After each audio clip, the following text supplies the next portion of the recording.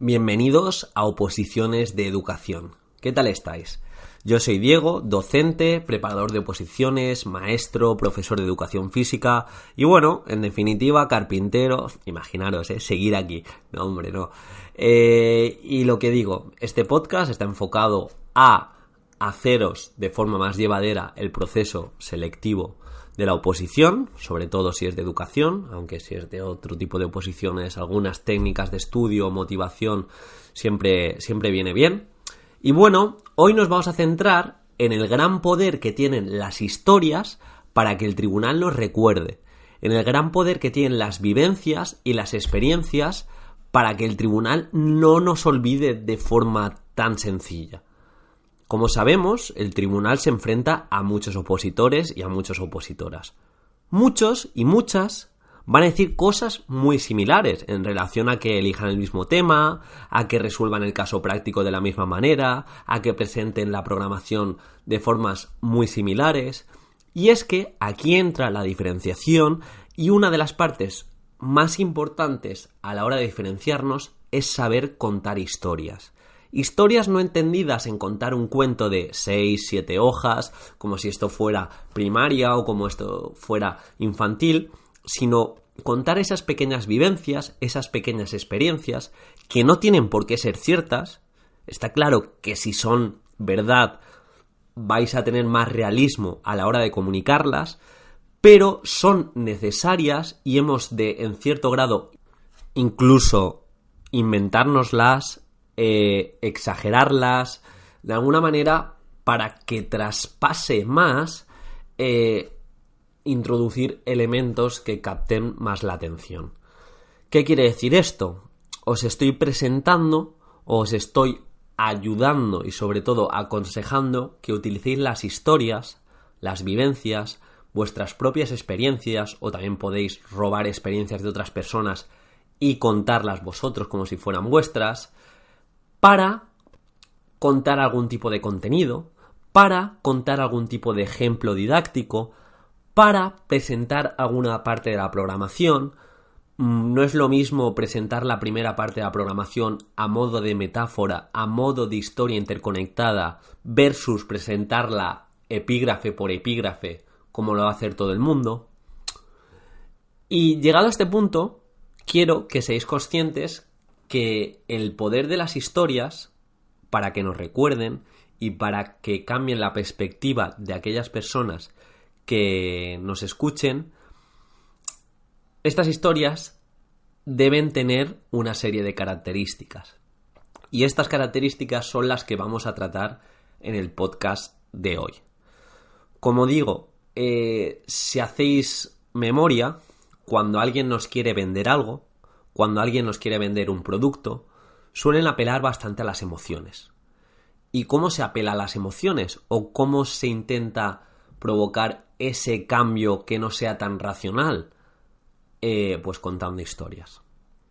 Podéis ver el ejemplo que se ha demostrado que las ONGs recibían más donativos en un texto escrito de una forma más sentimental versus un texto mucho más descriptivo. Es decir, el texto que menos recaudaba simplemente igual decía que África era uno de los países más pobres, con millones de niños que no podían ni comer, y el otro texto simplemente ponía el foco sobre una niña en cuestión, había fotos de esa niña en cuestión, hablaba de que esa niña no podía ir al colegio, que tenía una enfermedad que no podía alimentarse de lo poco que comía, que por favor que le ayudásemos. Es la diferencia de un texto meramente descriptivo, que está describiendo un problema, versus un texto que está evocando emociones. Por lo tanto, vamos a comenzar ya con el poder de las historias, y la primera característica que hemos de tener en cuenta es que ha de ser creíble y coherente. No podemos intentar vender una historia o vender una vivencia, por ejemplo, a través de este juego cambié la vida de más de 300 alumnos de manera radical. Claro, esto no se lo va a creer nadie. Mucho mejor que pongamos énfasis en un niño en cuestión, en una niña en cuestión, Y de esta manera va a llegar mucho más la experiencia. Ha de ser creíble y coherente. No todo tipo de historias súper exageradas van a llegar y os van a creer. Hemos de guardar cierta tesitura y cierta compostura. La segunda característica de una historia potente es que está orientada a un público en concreto. Obviamente, en este caso, va a ser a docentes. No te vayas a exponer algún tema de epigenética o de algo que no tenga nada que ver, porque realmente estamos frente a docentes, que sean experiencias, que sean vivencias, que evoquen sentimientos, pero dentro de un marco escolar. Esto es de perogrullo, pero bueno, está bien comentarlo, que no todas las historias sin nexo valen. La tercera característica es que sea fácil de recordar. La tenemos que hacer sencilla. No nos podemos perder en detalles y que desconecten. Dato del nombre del niño, dato del adolescente en cuestión y si hace falta, y no muchos detalles.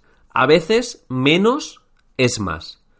Hemos de estar muy enfocados en contar una historia con el mínimo de palabras posibles, pero con el máximo de emociones posibles. Y para eso hay que trabajarla y hay que enfocarla a que nos escuchen y esto es muy importante. La cuarta característica o el cuarto consejo sería que utilices símiles y metáforas para conectar. Es decir, buscamos ejemplos llamativos, situaciones que de repente cambian y para ello funciona muy bien citas del tipo: la mente es un paracaídas, solo funciona si se abre. Intentar mediante citas introducir algún cambio metodológico, alguna forma de dar clase diferente, nuestro cometido o nuestros principios metodológicos de una forma diferente.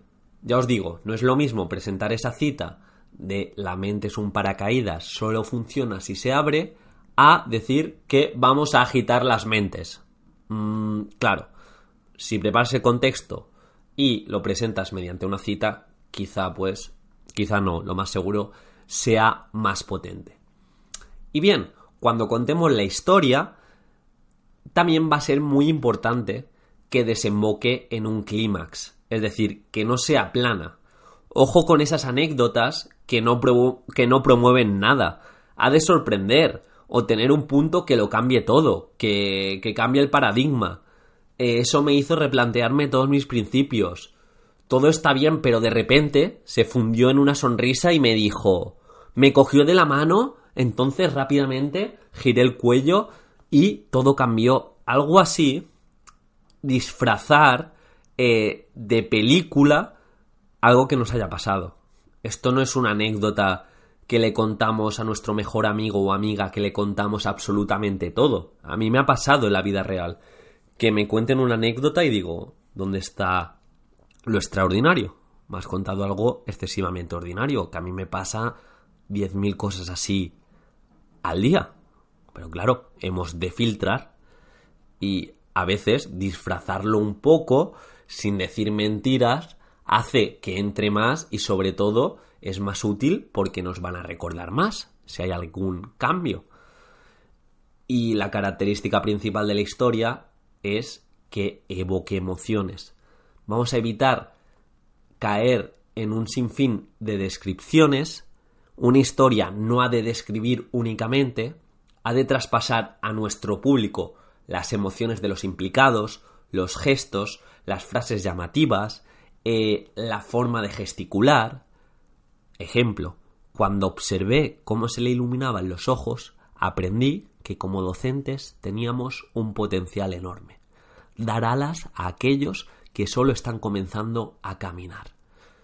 Ya os digo, es bastante importante que intentemos encontrar el equilibrio entre vender la moto y vender la película de Hollywood y una historia creíble. Tampoco ha de ser súper plana, ni tampoco ha de estar parapetada de efectos como si fuera una superproducción de Hollywood. Se me olvidaba, la última característica que hemos de tener en cuenta es que el mensaje final de la historia sea positivo. Lo digo por si acaso, a veces es de perogrullo y puede caer incluso en la redundancia, pero no olvidemos que no podemos acabar la vivencia y por eso dejé la oposición, imaginaros, ¿no? Debe desembocar en un cambio educativo, en por qué elegiste esa profesión, por qué elegiste esa especialidad, por qué has elegido ese tema o por qué has elegido ese bloque temático, por qué la resolución del supuesto práctico es tan importante para la sociedad. Algo parecido. Ya os digo, las historias son fundamentales para transmitir. En ocasiones, mediante una historia, transmites mucho más que enumerando 400 características y enumerando 700 clasificaciones o intentando hacer una conclusión que recapitule todo. A veces, y casi siempre, podría decir, menos es más. Y trabajar más implica esto. Voy a repasar por encima las características de una buena historia y ya en función de esto, si estáis haciendo una introducción, una conclusión o tenéis ejemplos potentes que contéis alguna vivencia, tenerlo en cuenta. Una historia tiene que ser creíble y coherente. Está orientada a un público concreto. Estáis rodeados de docentes. Es fácil de recordar. No nos perdamos en los detalles, no nos perdamos en descripciones muy largas que no evoquen nada y que no le den salsa a la historia en sí. Utiliza símiles y metáforas para conectar. Esas frases célebres, esas preguntas retóricas, esos cambios de paradigma. Párate y gasta tiempo en utilizar los correctos. La historia no puede ser plana, ya digo, no puede ser una descripción enorme y que lo único que destaque sea al final. Ha de desembocar en un clímax, como digo, y ha de evocar emociones. Se ha de ver cómo los implicados transmiten sensaciones, cómo los implicados se remueven y el mensaje final obviamente ha de ser positivo. Si cumplimos estas características, nos centramos en que sea realista y sobre todo que la historia, que seguro que todos vosotros oyentes tenéis historias potentes, pues vamos a transformarlas y no hace falta que sea 100% real y vamos a hacer que nos recuerden. Las historias son fundamentales, repito. Y nada, espero que os haya gustado. Un podcast más flojito en cuanto a minutos, pero que si cogéis la esencia os va a servir y mucho. Y ya sabéis dónde me podéis encontrar, en instagram.com/preparadoredufis, en preparadoredufis.com, que me encantaría que me dieseis feedback de mi página web. Y si queréis preguntar sobre cualquier servicio o cualquier cosa, preparadoreducacionfísica@gmail.com. Agradezco mucho los likes y cualquier sugerencia de tema, que me están llegando bastantes y eso me gusta, os escucharé encantados. Un saludo.